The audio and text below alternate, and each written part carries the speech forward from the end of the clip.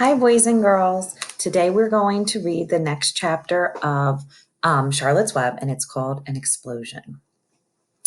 After having promised Wilbur um, that she would, the spider waited and waited, save his life. She was determined to keep her promise. Charlotte was naturally patient. She knew if she kept her head down, an idea would come to her. Hour by hour, she sat motionless, deep in thought.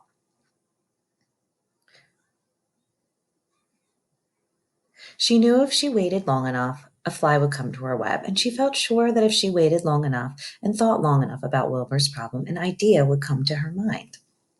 Finally, one morning towards the middle of July, the idea came. Why, how perfectly simple, she said to herself. The way to save Wilbur's life is to play a trick on Zuckerman. If I can fool a bug, thought Charlotte, I can surely fool a man. People are not as smart as bugs. Wilbur walked into his yard just at that moment.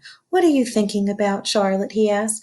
I was just thinking, said the spider, that people are very gullible.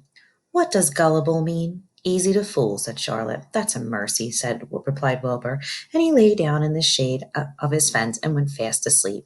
The spider, however, stayed wide awake, gazing affectionately at him and making plans for his future. Summer was half gone. She knew she didn't have much time. That morning, just as Wilbur fell asleep, Avery Arable wandered into the Zuckerman's front yard, followed by Fern. Avery carried a live frog in his hand. Fern had a crown of daisies in her hair. The children ran for the kitchen. Just in time for a piece of blueberry pie, said Mrs. Zuckerman. Look at my frog, said Avery, placing the frog on the drain board and holding his hand out for pie. Take that thing out of here, said Mrs. Zuckerman. He's hot, said Fern. He's almost dead, that frog. He is not, said Avery. He lets me scratch him between the eyes. The frog jumped and landed in Mrs. Zuckerman's dishpan full of soapy water.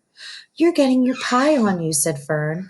Can I look for eggs in the hen house, Aunt Edith? Run outside, both of you, and don't bother the hens. It's getting all over everything, said Fern. His pie is all over his front. Come on, Frog, cried Avery. He scooped up the frog. The frog kicked, splashing soapy water onto the blueberry pie. Another crisis, groaned Fern. Let's swing in the swing, said Avery. The children ran to the barn. Mr. Zuckerman had the best swing in the county. It was a single long piece of heavy rope tied across a beam over the north doorway of the barn. At the bottom end of the rope was a fat knot to sit on. It was arranged so that you could swing without being pushed. You climbed a ladder up to the hayloft. Then, holding the rope, you stood at the edge and looked down. You were scared and dizzy. Then you straddled the knot so that it acted like a seat. Then you got up all your nerve, took a deep breath, and jumped. For a second, you seemed to be falling into the barn floor far below, but then suddenly the rope would begin to catch you and you would sail through the barn door, going a mile a minute, with the wind whistling in your eyes and your ears and your hair. Then you would zoom upward to the sky and look up into the clouds, and the rope would twist and you would twist and turn with the rope. Then you would drop down, down, down out of the sky and come sailing back into the barn, almost into the hayloft, and then sail out again, not quite so far this time, then in again, not quite so high, then out, then in, then out, then in, then you jump off and fall down and let somebody else try it. Mothers for miles worried about Zuckerman's swing. They feared some child would fall off, but no child ever did. Children almost always hang on to things tighter than their parents think they will. Avery put a frog in his pocket and climbed into the hayloft. The last time I swung on this swing, I almost crashed into a barn swallow, he yelled. Take that frog out, ordered Fern. Avery straddled the rope and jumped. He sailed out through the door, frog and all, into the sky, frog and all. Then he sailed back into the barn. Your tongue is purple, screamed Fern. So is yours, cried Avery, sailing out and again with the frog. I have hay inside my dress. It itches, caused Fern. Scratch it, yelled Avery as he sailed back. It's my turn, said Fern. Jump off. Fern's got the itch, sang Avery. Then he jumped off. He threw the swing up to his sister. She shut her eyes tight and jumped. She felt the dizzy drop and then the supine lift of the swing. When she opened her eyes, she was looking up into the blue sky and was about to fly back through the door. They took turns for an hour. When the children grew tired of swinging, they went down towards the pasture and picked wild raspberries and ate them. Their tongues turned from purple to red. Fern bit into a raspberry that had a bad-tasting bug inside and got discouraged. Avery found an empty candy box and put his frog in it. The frog seemed tired after his morning in the swing. The children walked slowly up towards the barn. They, too, were tired and hardly had enough energy to walk. Let's build a tree house, suggested Avery. I want to live in a tree with my frog. There's the swing. I'm going to visit Wilbur, Fern announced. They climbed the fence into the lane and walked lazily towards the pig pen. Wilbur heard them coming and got up. Avery noticed the spider web coming closer, and he saw Charlotte. Hey, look at that big spider, he said. It's tremendous. Leave it alone, commanded Fern. You've got a frog. Isn't that enough? That's a fine spider, and I'm going to capture it, said Avery. He took the cover off the candy box. He picked up a stick. I'm going to knock that old spider out into this box. Oh no, this is not good, is it? Wilbur's heart almost stopped when he saw what was going on. This might be the end of Charlotte if the boy succeeded in catching her. You stop it, Avery, cried Fern. Avery put one leg over the fence of the pig pen. He was about to raise his stick to hit Charlotte when he lost his balance. He swayed and toppled and landed on the edge of Wilbur's trough. The trough tipped up and then came down with a slap.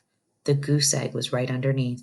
There was a dull explosion as the egg broke, and then a horrible smell.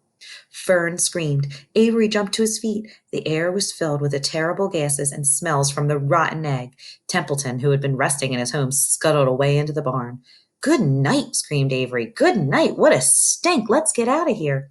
Fern was crying. She held her nose and she ran towards the house. Avery ran after her, holding his nose. Charlotte felt greatly relieved to see him go. It had been a narrow escape. Later on that morning, the animals came up from their pasture, the sheep and the lambs, the gander, the goose, and the 7 goslings. There were many complaints.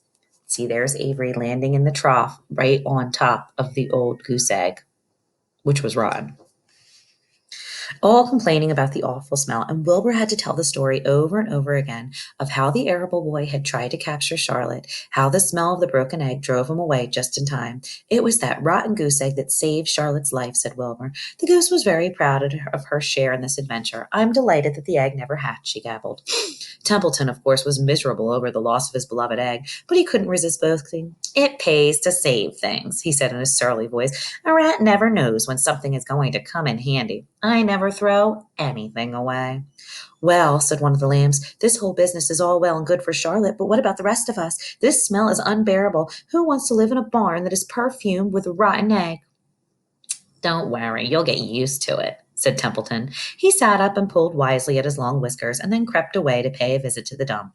When Lurvy showed up at lunchtime carrying a pail of food for Wilbur, he stopped and shone a few paces from the pig pen. He sniffed the air and made a face.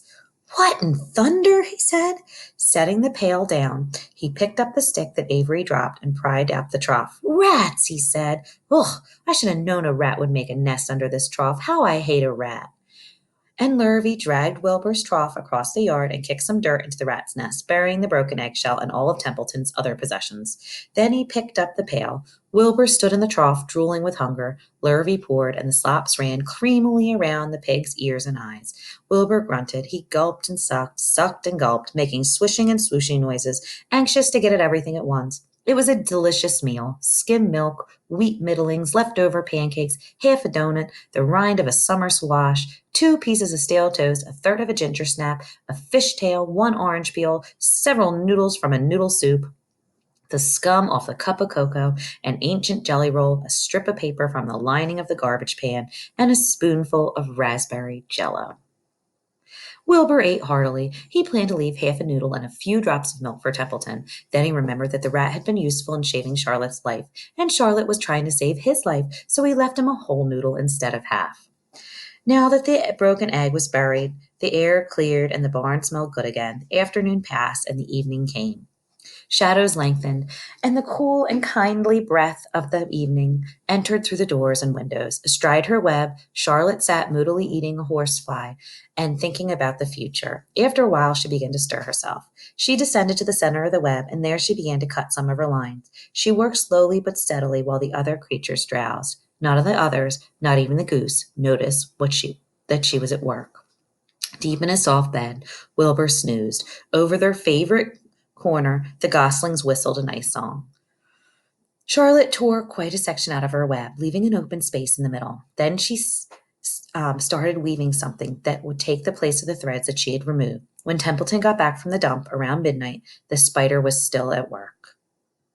And the next chapter is called The Miracle, and we'll read that tomorrow. All right. Bye, boys and girls.